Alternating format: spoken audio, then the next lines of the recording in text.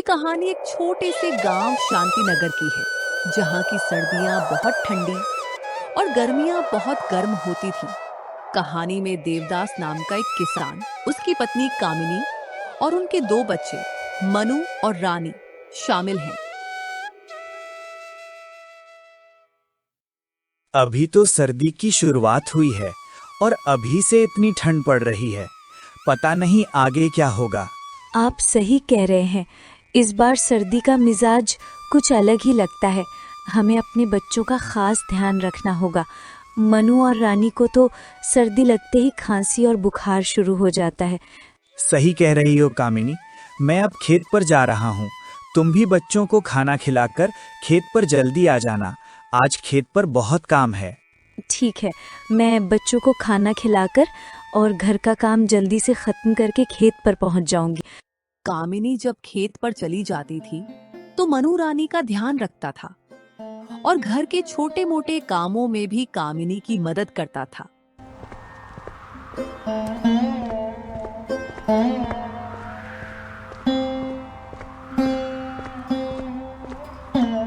कामिनी, मनु अब काफी समझदार हो गया है। वो हमारे खेत पर जाने के बाद रानी का बहुत अच्छे से ख्याल रखता है। हाँ जी, और मेरी भी घर के कामों में बहुत मदद करता है। भगवान की कृपा से हमारे दोनों बच्चे बहुत अच्छे और समझदार हैं। चलो अब जल्दी से घर चलते हैं। बच्चे हमारा इंतजार कर रहे होंगे।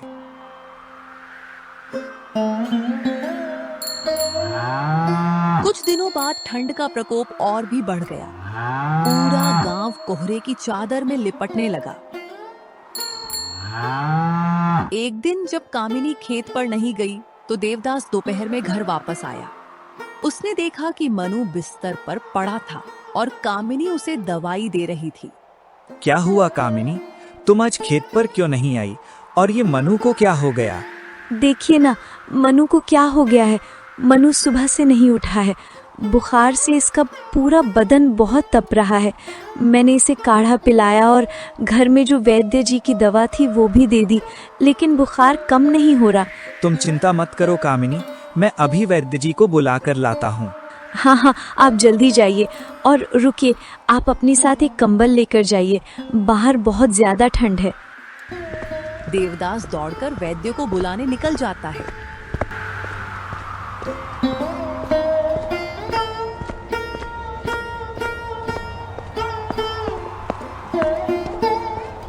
रास्ते में वह गांव के एक चौराहे के पास से गुजर रहा था, जहां एक बुजुर्ग बाबा दो लोगों से बात कर रहे थे। सुना है इस बार कड़ाके की ठंड पड़ने वाली है। मुझे आज भी याद है 30 साल पहले ऐसी ही भयानक ठंड आई थी, जिसमें कई बच्चे और बुजुर्ग ठंड की चपेट में आकर दुनिया से चले गए। इस बार भी वैसा ही मौसम आने का एहसास हो रहा है। तो बाबा, हमें इस कड़ाके की ठंड से बचने के लिए क्या करना चाहिए? जितना हो सके हमें खुद को ठंड से बचाना होगा। आग जलाने के लिए लकड़ियां पहले से इकट्ठी कर लो। खाने पीने का सामान भी जरूरत से ज्यादा भर कर रखो, ताकि ठंड में बाहर ना निकलना पड़े। और हाँ, कोशिश करना कि बिना किसी जरूरत के घर से बाहर मत जाना। तभी बाबा की नजर देवदास पर पड़ती है। अरे देवदास, इतनी ठंड में कहाँ भागे जा रहे हो? बाबा, मनु की तबीयत बहुत बिगड़ गई है। उसे बहुत तेज बुखार हो गया है, इसलिए मैं वैद्य जी के पास दवाई लेने जा रहा हूँ। ठीक है देवदास, लेकिन अपना ख्याल रखना। ठंड बहुत ज्यादा पड़ रही है। कहीं तुम भी इसकी चपेट में आकर बीमार ना पड़ जाओ। ठीक है बाबा, अब मैं चलता हूँ। रात भी बहुत हो गई है और मुझे भी देर हो रही है। ठीक है बेटा।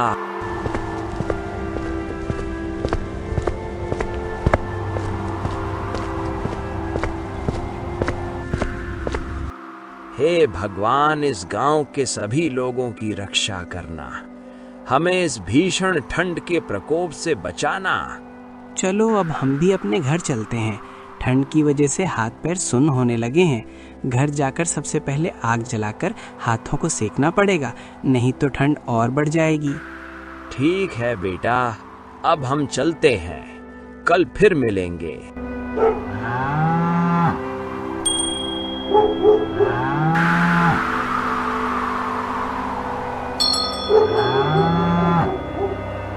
कड़ाके की ठंड थी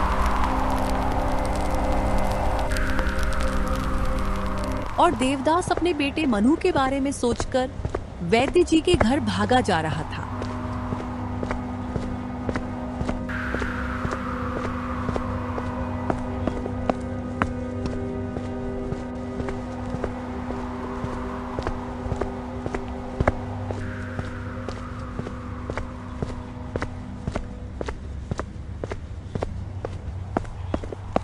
जैसे तैसे वह वैद्य जी के घर पहुंचा। वैद्य जी, क्या आप घर पर हैं? कौन है भाई? इतनी ठंड में कौन आया है? देवदास ने अपने बेटे मनु की हालत बताई और वैद्य जी को अपने साथ घर ले आया। घर आकर वैद्य जी ने मनु को देखा और उसकी नब्ज देखकर चिंतित हो गए। वैद्य जी, क्या हुआ है मेरे मनु को? आप कुछ बोलते क्यों नहीं हैं? देवदास, मनु की हालत बहुत नाजुक है। अगर उसे बचाना है तो उसका सिर्फ एक ही इलाज है। क्या? ये आप क्या कह रहे हैं वैद्य जी? आप मुझे बताइए, मैं मनु को बचाने के लिए जो भी होगा वो करूंगा। उसे बचाने के लिए तुम्हें पड़ोस के गांव के बड़े वैद्य से दवाई लानी होगी। तुम वहां जाकर बता देना कि मैंने तुम्हें उनके पास भेजा है, लेकिन उनकी दवाई बहुत महंगी होगी। क्या तुम इतना पैसा जुटा पाओगे? तुम्हें कम से कम 6 महीने तक मनु को वो दवाइयां खिलानी पड़ेंगी, तब जाकर मनु बिल्कुल ठीक होगा। जी वैद्य जी, मैं अभी पड़ोस के गांव के वैद्य जी के पास जाता हूँ। मैं कुछ भी करके वैद्य जी से दवाइयाँ लेकर आऊंगा। मैं कुछ भी करके पैसों का इंतजाम कर लूंगा।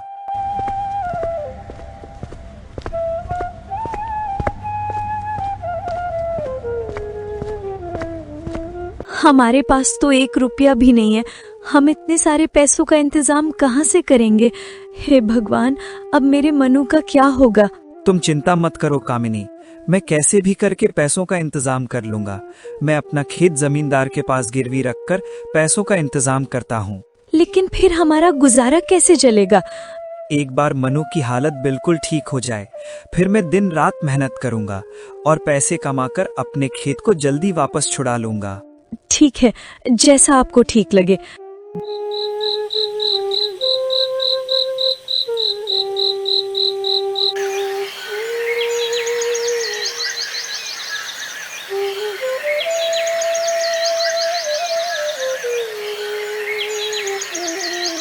देवदास गांव के जमींदार नेक दिन धीर सिंह के पास गया, लेकिन जमींदारी का सारा काम उनकी निर्दयी पत्नी चंदा देवी संभालती थी। धीर सिंह मालिक, मेरे ऊपर थोड़ी दया कीजिए।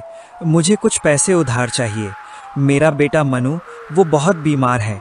वैद्य ने कह दिया है कि अगर जल्दी इलाज शुरू नहीं हुआ तो वो बच नहीं पाएगा। मुझे उसके इलाज के लिए पैसों की सख्त जरूरत है। उधार? तुम जानते हो देवदास, हम ऐसे ही किसी को पैसा नहीं देते। ये सब व्यापार का मामला है, यहाँ भावनाएं नहीं चलती। अरे, क्या तुम्हारे पास गिरवी रखने के लिए कुछ है? कोई ठोस गारंटी? उधार लेने तो सभी आ जाते हैं, लेकिन जब लौटाने की बारी आती है तो सब गायब हो जाते हैं। हमें नुकसान नहीं उठाना है। हाँ मालकिन, मैं जानता हूँ। मैं अपना खेत, अपनी पूरी मेहनत की निशानी वो जमीन का टुकड़ा गिरवी रख दूंगा। फसल अच्छी होते ही मैं आपका एक एक पैसा सूद समेत लौटा दूंगा। अरे वो जरा सा टुकड़ा ही तो है तुम्हारा खेत, 2 बीघे की सूखी जमीन। बड़ा आया पैसे लेने। जिस हिसाब से तुम पैसे मांग रहे हो, उस जमीन के टुकड़े के बदले में मैं तुम्हें क्या उधार दूंगी? उसका तो कागज भी नहीं बनता ढंग से। चलो निकलो यहाँ से अब। मेरा और सेठ जी का समय बर्बाद मत करो। मालकिन, अब ऐसा मत कीजिए मालकिन। आप हमारी आखिरी उम्मीद हैं। मैं आपसे भीख मांगता हूँ। मेरा बेटा वो बहुत ज्यादा बीमार है। उसकी सांसें तेज चल रही हैं। अगर पैसों का इंतजाम ना हुआ, अगर दवाई नहीं मिली, तो मेरा बेटा मर जाएगा। मेरे बुढ़ापे का सहारा छिन जाएगा। इसकी हालत तो सच में खराब लगती है चंदा। ठीक है, मेरे पास एक शर्त है और ये मेरी आखिरी शर्त है। अगर तुम सच में अपने बेटे को बचाना चाहते हो तो सुनो। क्या शर्त है मालकिन? मैं सब मानूंगा। अगर तुम अपने खेत के साथ साथ अपना ये छोटा सा घर भी गिरवी रखोगे, जिसकी छत तुम्हारे पूर्वजों ने बनाई थी, तो ही मैं तुम्हें कुछ पैसे दे सकती हूँ, जितने में तुम्हारे बेटे का इलाज हो जाए। मंजूर हो तो बोलो, वरना मेरा समय बर्बाद मत करो। मैं और एक पल भी इंतजार नहीं करूंगी। हाँ हाँ मालकिन, आप जो भी कहोगी मुझे मंजूर है। एक बेटे के सामने घर की क्या कीमत। मैं अपने खेत के साथ अपना घर भी गिरवी रखने के लिए तैयार हूँ। लेकिन मुझे पैसे दे दीजिए। मेरे मनु को बचा लीजिए।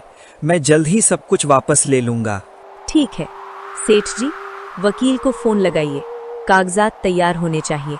और तुम देवदास, कल सुबह यहीं मिलना।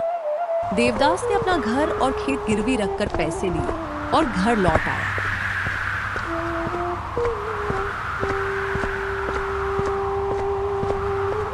कामिनी, पैसों का इंतजाम तो हो गया है, लेकिन जमींदार साहब ने हमारे खेत और घर दोनों को गिरवी रख लिया है।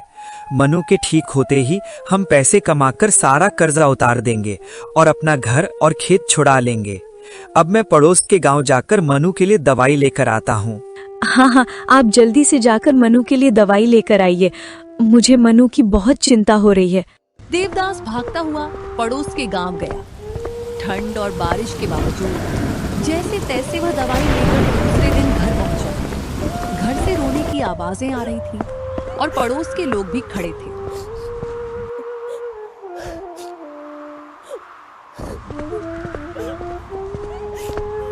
देवदास घबराकर घर के अंदर गया और देखा कि कामिनी मनु के पास बैठकर रो रही थी। मनु के बापू, आपने आने में बहुत देर कर दी। मनु हमें छोड़कर इस दुनिया से हमेशा के लिए चला गया। यह सुनकर देवदास पर जैसे बिजली टूट पड़ी। वह अपने बेटे के पास बैठकर रोने लगा।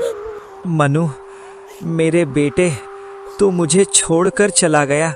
मैं इतना गरीब कि मैं तेरा इलाज भी नहीं करा पाया। मेरे बेटे, मुझे माफ कर देना। देवदास ने बेटे का अंतिम संस्कार किया।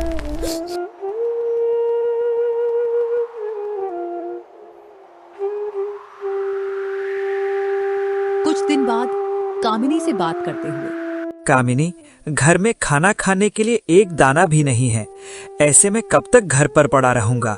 मैं खेत पर काम करने के लिए जा रहा हूँ, लेकिन खेत पर अब मैं अकेला ही काम करने जाऊंगा। तुम घर पर रहकर रानी बेटी का ध्यान रखना। लेकिन आप अकेले इतना सारा काम कैसे कर पाएंगे? कामिनी, करना तो पड़ेगा ही।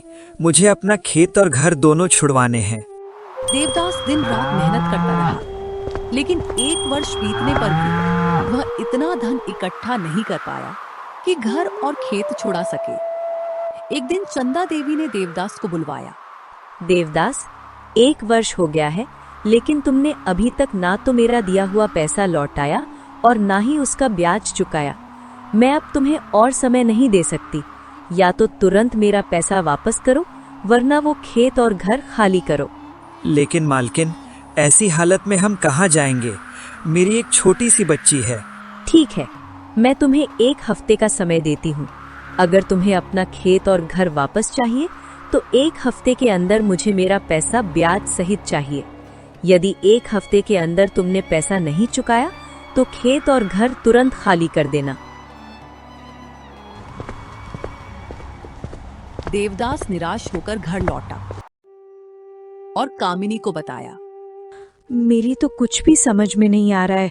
हमारे साथ ये सब क्या हो गया? कामिनी, तुम चिंता मत करो। हमें हिम्मत से काम लेना होगा। मैं कल फिर जमींदार साहब के पास जाऊंगा और उनसे विनती करूंगा कि वो हमें कोई काम दिला दें। देवदास अगले दिन काम की तलाश में जमींदार के घर गया। अब वापस क्या लेने, क्या मांगने चले आए हो? क्या मेरी संपत्ति को अपनी भिखारियों वाली झोली में भर देना चाहते हो? मैं तुम्हें साफ साफ बता चुकी हूँ देवदास, तुम्हारे लिए मेरे पास अब एक फूटी कौड़ी भी नहीं है, न ही मेरी तिजोरी में, न मेरे हृदय में। तुम्हें जो करना है करो, पर मेरा दरवाजा अब खटखटाना बंद करो।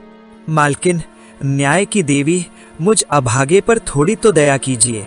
मैं जानता हूँ मुझ पर आपका बड़ा कर्ज है जिसे मैं चुका नहीं पाया, पर मेरी मजबूरी भी तो देखिए। मेरा जवान बेटा रामू तो 1 साल पहले ही हैजे की भेंट चढ़ गया। मैंने उसके इलाज के लिए और आपके कर्ज को चुकाने के लिए खेत में दिन रात एक कर दिया, खून पसीना बहाया, पर नियति ने मेरा साथ नहीं दिया। अब आप कर्ज के बदले मेरा पुश्तैनी घर और वो थोड़ी सी जमीन भी ले रही हैं जो मेरी पहचान है। कृपा करके मुझे कहीं कोई छोटा मोटा तुच्छ सा काम ही दिला दीजिए, जिससे मैं 2 वक्त की रोटी कमा सकूं और आपके चरणों की सेवा कर सकूं। ठीक है देवदास, तुम्हारी ये भीगी आंखें और दीनता देखकर मुझे थोड़ी दया आ रही है। और वैसे भी मुझे अपने काम के लिए मजबूत हाथों की जरूरत है। कल से आ जाना। गोदाम के भारी भरकम माल सामान को व्यवस्थित करने और उठाने के लिए मुझे कुछ भरोसेमंद मजदूरों की सख्त जरूरत है। तो सुनो, सुबह ठीक 8 बजे बिना किसी देरी के हाजिर हो जाना। लेकिन ये जान लो, काम पूरी ईमानदारी से करना होगा और तुम्हें शाम 6 बजे तक डटे रहना पड़ेगा। आप मेरी अन्नदाता हैं मालकिन। आपने मुझ जैसे डूबते हुए इंसान को सहारा दिया। मैं आपका ये उपकार जीवन भर नहीं भूलूंगा। आप निश्चिंत रहें, मैं पूरी जान लगाकर काम करूंगा। मैं कल जरूर बिल्कुल समय पर आऊंगा। देवदास ने मजदूरी की, पर 1 हफ्ते में पैसे नहीं जुटा पाया।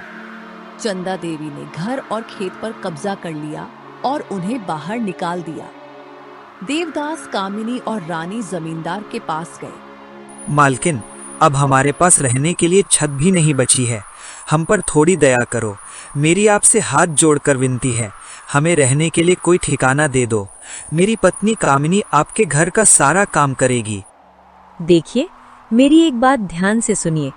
आप एक काम कीजिए, इन्हें रहने के लिए वो पुराना टूटा फूटा पर खाली कमरा दे दीजिए जो गोदाम के पास पड़ा है। मेरा हिसाब कहता है कि अब हमें थोड़ी समझदारी से काम लेना होगा।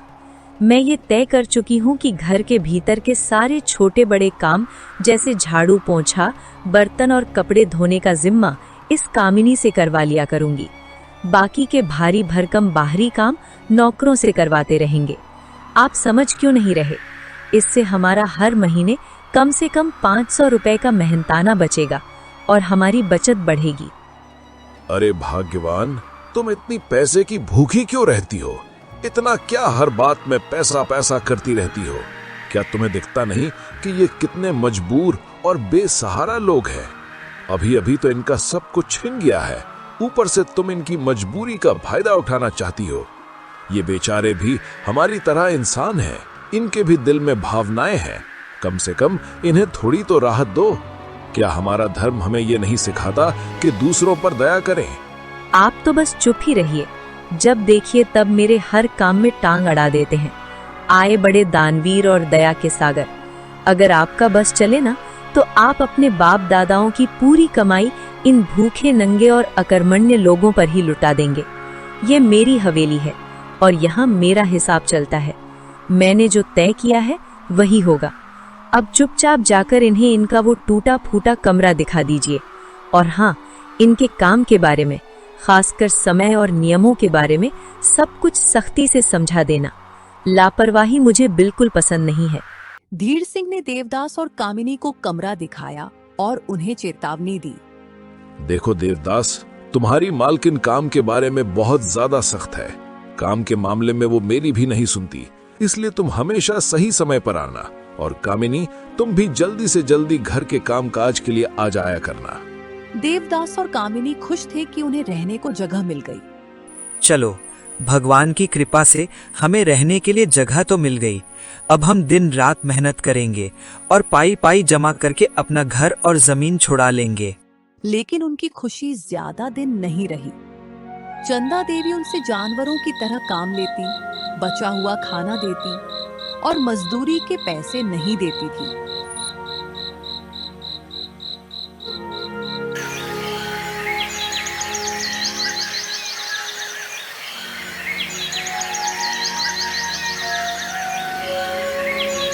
मालकिन, हमें 1 साल होने को आया है। दिन रात मेहनत करने के बाद भी आपने मुझे या कामिनी को कभी भी 1 रुपया तक नहीं दिया। कृपया करके हमें कुछ तो पैसे दे दीजिए। धीरे धीरे ठंड का मौसम भी नजदीक आ रहा है। मुझे मेरी बेटी के लिए कंबल लेना है। आया बड़ा पैसा मांगने वाला। 2 वक्त का खाना और रहने को कमरा मिल रहा है ना, क्या इतना कम है? रहना है तो रहो, वरना चलते बनो। तुम्हारे जैसे काम करने वाले सैकड़ों मिल जाएंगे हमें। देवदास निराश होकर चला गया। पता नहीं हमारा क्या होगा। ये लोग तो जैसे हमारा खून ही चूसना चाहते हैं। ऐसी मजदूरी करने का क्या फायदा कि दिन भर काम करो और बदले में कोई मजदूरी भी ना मिले। मैं भी आपसे यही कहना चाहती थी। मालकिन ने सारे नौकरों को निकाल दिया है और अब सारे घर का काम मुझे ही करना पड़ता है। कभी कभी लगता है कि इतना सारा काम करके कहीं मेरी मौत ही ना आ जाए। मैंने आज मालकिन से पैसे मांगे तो उन्होंने मुझे डांट फटकार कर वहाँ से निकाल दिया। हम जाएं भी तो कहाँ जाएं? अभी तो सर्दियाँ शुरू होने वाली हैं। सर्दी शुरू होते ही मेरा मन घबरा जाता है। बार बार मनु का चेहरा मेरी नज़रों के सामने आ जाता है और मुझे वो समय याद आ जाता है। मैं भी आज तक मनु को भूल नहीं पाई हूँ, इसलिए पूरा दिन काम में लगी रहती हूँ और उसे भुलाने की कोशिश करती रहती हूँ। थोड़े दिन बाद ठंड का कहर फिर शुरू हो गया। इस बार ठंड ने रानी को अपनी चपेट में ले लिया।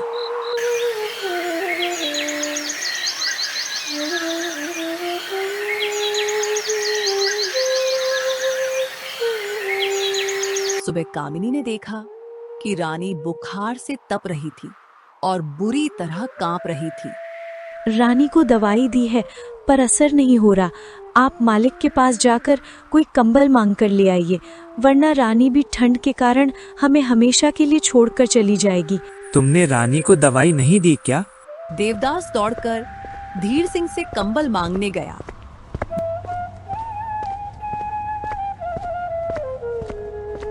धीर सिंह चुपके से एक पुराना कंबल लाया, लेकिन चंदा देवी ने देख लिया।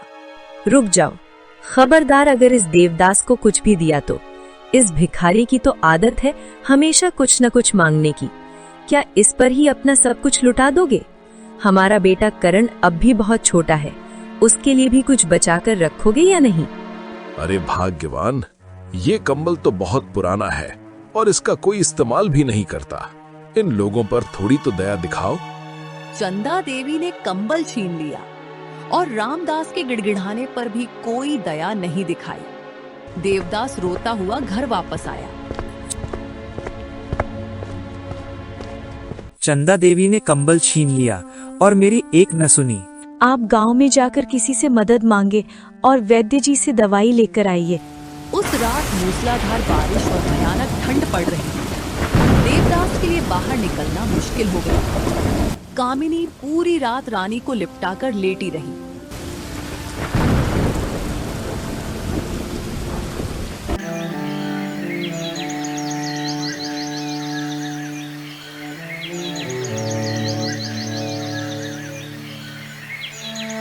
दो दिनों बाद जब बारिश रुकी, तब तक बहुत देर हो चुकी थी। ये देखो, रानी को क्या हुआ है? ये आंखें नहीं खोल रही है, उसकी सांस नहीं चल रही है। देवदास ने देखा कि रानी की मृत्यु हो चुकी थी।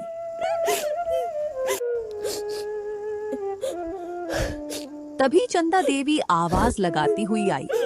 अरे कामिनी, ओ कामिनी, कहाँ मर गई ये? ये कामिनी भी अब बहुत कामचोर हो गई है, कल से काम पर नहीं आई है। कितनी कठोर औरत हैं आप।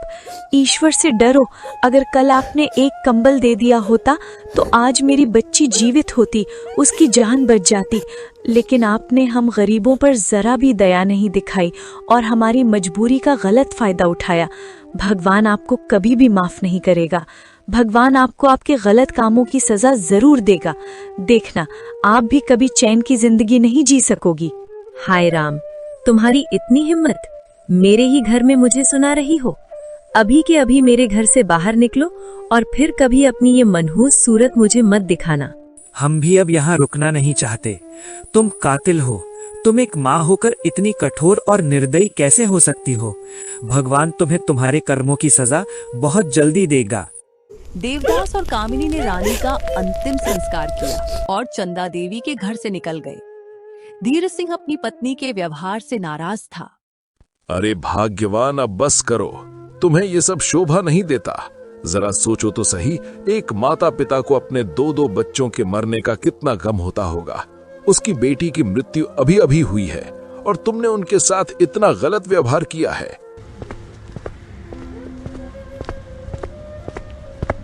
धीर सिंह चला गया। तुम्हें तो मेरे सिवा सब अच्छे लगते हैं, बड़े आए दयालु बनने वाले। अपने बेटे के बारे में भी कभी सोचा करो।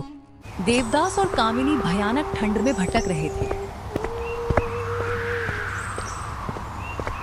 रानी के बापू, अब मुझसे एक कदम भी नहीं चला जा रहा।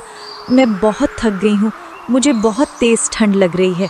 हम यहाँ आसपास किसी जगह थोड़ी देर ठिकाना देखकर कुछ देर रुक जाते हैं।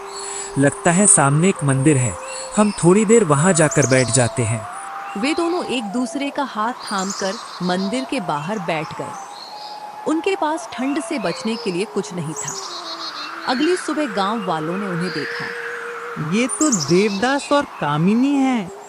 बेचारा देवदास, पहले चंदा देवी ने उसका घर और जमीन छीन ली और साथ में उसकी और उसके परिवार वालों की जान भी ले ली। बड़ी ही बेरहम औरत है वो, पूरे गांव का खून चूसती है, किसी पर भी दया नहीं आती उसे। ऊपर से ये ठंड, देवदास पर तो जैसे हर मुसीबत टूट पड़ी। पहले गरीबी, फिर चंदा देवी का जुल्म और अब ये ठंड। एक के बाद एक उसके पूरे परिवार की जान चली गई। पता नहीं इस गांव का क्या होगा। अगर यही हाल रहा तो न जाने कितने और लोग इस ठंड की भेंट चढ़ जाएंगे। ठंड का कहर जारी था। एक दिन चंदा देवी का बेटा करण भी बीमार पड़ गया और उसे तेज बुखार हो गया। चंदा देवी घबरा गई। आप यहाँ खड़े खड़े क्या देख रहे हैं? जल्दी जाइए और वैद्य जी को बुलाकर लाइए।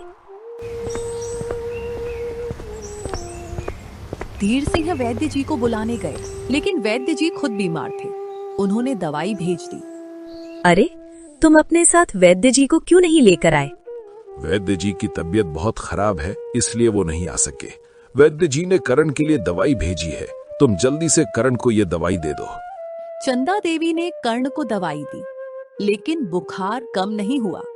लगता है मेरे बेटे को उस मनहूस कामिनी का श्राप लग गया है। आप कुछ भी कीजिए, लेकिन मेरे बेटे को बचा लीजिए। मैं इसके बिना बिल्कुल नहीं जी पाऊंगी। जब मैं तुमसे कहता था तब तुमने मेरी बात बिल्कुल भी नहीं सुनी। आज तुम्हारे गलत कर्मों की सजा मेरे बेटे को भुगतनी पड़ रही है। हे प्रभु, मेरे बेटे की रक्षा करना। एक सप्ताह बाद भी कर्ण की सेहत में आप किसी नौकर को भेजकर पड़ोस के गांव से बड़े वैद्य जी को बुलाइए। अब देर नहीं करनी चाहिए। मैं अभी किसी को भेजता हूँ। ठंड के कारण कोई जाने को तैयार नहीं हुआ। कोई भी आदमी ठंड के कारण पड़ोस के गांव जाने के लिए तैयार नहीं हो रहा है। हे भगवान, अब मेरे बेटे का क्या होगा? अब मैं ही पड़ोस के गांव जाता हूँ और वैद्य जी को अपने साथ लेकर आता हूँ। सच में आप जाएंगे? ठीक है, लेकिन अपना ख्याल रखना और जल्दी वापस आना। धीर सिंह पड़ोस के गांव के लिए निकल पड़े। बड़ी मुश्किल से वे गांव पहुंचे, लेकिन बारिश शुरू हो गई। उधर करण के साथ चंदा देवी को भी बुखार आ गया। उन्होंने देखा कि करण बेटा, करण, ये लो, दवाई ले लो और थोड़ा खाना खा लो। उन्होंने देखा कि करण की मृत्यु हो चुकी थी। वह चिल्लाकर बेहोश हो गई। बारिश के कारण धीर सिंह 3 दिन बाद दवाई लेकर घर लौटे। उन्होंने देखा कि चंदा देवी करण के बिस्तर के पास बेहोश पड़ी थी। अरे भाग्यवान, ये क्या हुआ? करण को क्या हुआ? उन्होंने देखा कि करण की मृत्यु हो गई थी, लेकिन चंदा देवी बेहोश थी। धीर सिंह ने उन्हें होश में लाने की कोशिश की। वो मनहूस कामिनी मेरे करण को ले गई। अब मैं जिंदा रहकर क्या करूंगी? उसके श्राप की वजह से मेरे करण की मौत हो गई। करण की मौत से चंदा देवी को गहरा सदमा लगा और वह बीमार रहने लगी। एक ठंड की रात में उनकी तबीयत बिगड़ गई। मैंने हमेशा दूसरों के साथ गलत व्यवहार किया, हमेशा दूसरों को सताया और उनकी धन दौलत हड़पने की कोशिश की। मुझे मेरे कर्मों की सजा मिल गई। आप मुझे माफ कर दीजिए। चंदा देवी ने प्राण त्याग दिए। धीर सिंह अपनी पत्नी और पुत्र की मौत से बहुत दुखी थे। चंदा देवी पूरी जिंदगी दूसरों के साथ बेरहमी से पेश आई और सभी के खून पसीने से कमाए हुए धन दौलत और जमीन हड़प ली, लेकिन वही पैसे उनके अंत समय में ना तो हमारे बेटे को बचा सके और ना ही उन्हें खुद को। अगर उन्होंने मेरी बात सुनी होती तो आज ये दिन ना देखना पड़ता।